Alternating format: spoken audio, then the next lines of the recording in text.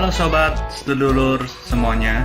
Selamat datang di channel YouTube favorit Anda, channel Indonesia News. Kali ini kami akan menyampaikan berita terbaru, berita politik, berita olahraga, maupun berita selebriti. Semoga berita yang kami sampaikan bermanfaat. Jangan lupa ya guys, like, share, dan subscribe-nya agar tidak ketinggalan berita terbaru dari kami. Terima kasih.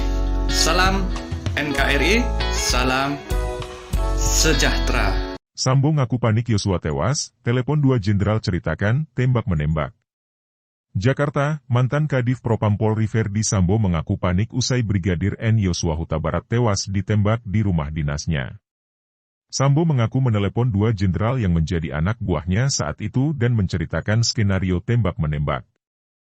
Hal itu diungkap Sambo saat menjadi saksi untuk terdakwa mantan Kasubnit Isubdit 3 di Tipidum Bareskrim Polri AKP Irfan Widianto dalam sidang perusakan CCTV hingga menghambat penyidikan kasus pembunuhan Brigadir Yosua Huta Barat di PN Jaksel, Jumat, 16 Desember 2022. Mulanya, Sambo mengaku panik saat Brigadir Yosua Huta Barat ditembak oleh Barada Richard Eliezer Pudihang Lumiu. Sambo mengklaim dia mencari cara untuk menyelamatkan Eliezer. Setelah itu saya sampaikan ke Richard, yang tadi saya sampaikan tadi ke Yang Mulia bahwa kalau ini, saya akan bertanggung jawab tapi kamu harus menceritakan bahwa ini peristiwa tembak-menembak, di mana ada teriakan ibu, kemudian kamu merespons dari atas, Yosua menembak duluan, kamu balas menembak, kata Sambo. Sambo merancang skenario dengan menembakkan peluru ke dinding seolah-olah terjadi peristiwa tembak-menembak antara Yosua dan Eliezer. Setelah itu, Sambo mengaku memerintahkan anak buahnya menelepon ambulans. Jadi pada saat setelah terjadi peristiwa penembakan itu, saya menembak ke dinding, kemudian saya waktu itu memang masih panik, Yang Mulia. Saya kemudian sempat memerintahkan driver untuk memanggil ambulans. Kemudian saya masuk ke dalam kembali, saya jemput istri saya untuk keluar ke rumah Duren 3 untuk menuju ke Saguling, kata Sambo. Sambo kemudian mengaku menghubungi Brigjen Beni Ali yang saat itu menjabat sebagai Karoprovos Propam Polri. Sambo meminta Beni segera datang ke rumahnya dengan alasan ada tembak-menembak yang terjadi. Dari cerita cepat yang saya bangun itu, setelah istri saya berangkat ke Saguling, saya kemudian menelepon Karoprovos Yang Mulia, karena cerita yang tidak benar itu kan saya sudah buat ini tembak-menembak antar anggota. Saya hubungilah Karoprovos, Bang tolong rumah saya ada peristiwa tembak-menembak, kata Sambo. Setelah itu, Ferdi Sambo menghubungi Hendra Kurniawan yang saat itu menjabat Karopaminal Propam Polri dengan pangkat Brigjen. Dia juga meminta Hendra datang ke rumahnya karena ada peristiwa tembak-menembak. Setelah itu, karena ini juga menyangkut anggota Polri, saya menghubungi Karopaminal, Dek tolong kamu ke Duren 3, ini ada ajudan tembak-menembak, ucap Sambo. Sambo juga mengaku menghubungi Kasubdit 3 di Tipidum Bareskrim Polri yang saat itu dijabat AKBP Ari Cahya, Acai. Sambo mengatakan dia awalnya menelepon atasan Acai, Kombes John, untuk datang ke rumahnya. Namun John berada di Medan sehingga Acai yang datang ke TKP. Selanjutnya saya juga sempat menghubungi Kasubdit 3 di Tipidum Bareskrim Polri, kata Sambo. Saudara Ari Cahya Nugraha, Acai, tanya Hakim. Acai, saya juga sempat menghubungi atasannya Kasubdit 3, Kombes John, karena Kombes John ini ada di Medan, dia sampaikan Ari Cahya ada standby. Kemudian saya hubungilah Ari Cahya untuk datang ke TKP, kata Sambo. Sambo lalu meminta ajudannya untuk menghubungi Polres Jakarta Selatan agar melakukan olah TKP di rumah dinasnya. Sambo mengatakan ajudannya memanggil AKBP Ridwan Soplanit yang saat itu menjabat sebagai Kasat Reskrim Polres Jaksel. Saya belum tahu kalau kasat ia ada.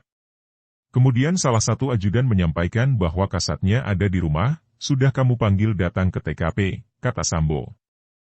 Kemudian kami tunggulah akhirnya Kasat Reskrim datang ke dalam, Ridwan Soplanit. Kemudian saya antar ke dalam, saya sampaikan cerita tidak benar tadi, Yang Mulia bahwa ada tembak-menembak, ada teriakan istri saya, kemudian terjadi tembak-menembak, demikian. Kemudian setelah itu kalau tidak salah, Kasat Reskrim memanggil tim olah TKP dan identifikasi dari Polres, sambungnya. Sambo mengatakan Ridwan memanggil anggotanya untuk melakukan olah TKP. Tim dari Polres Jaksel dan tim dari Biro Provos datang melakukan olah TKP. sebelum ambulans itu terakhir.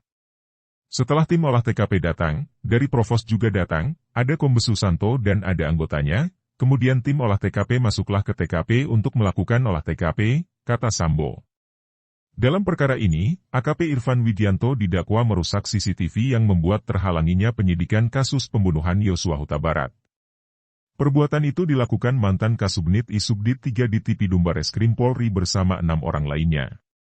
Terdakwa dengan sengaja dan tanpa hak atau melawan hukum melakukan tindakan apapun yang berakibat terganggunya sistem elektronik dan atau mengakibatkan sistem elektronik menjadi tidak bekerja sebagaimana mestinya, ujar jaksa saat membacakan surat dakwaan di Pengadilan Negeri Jakarta Selatan, PN Jaksel, Rabu 19 Oktober.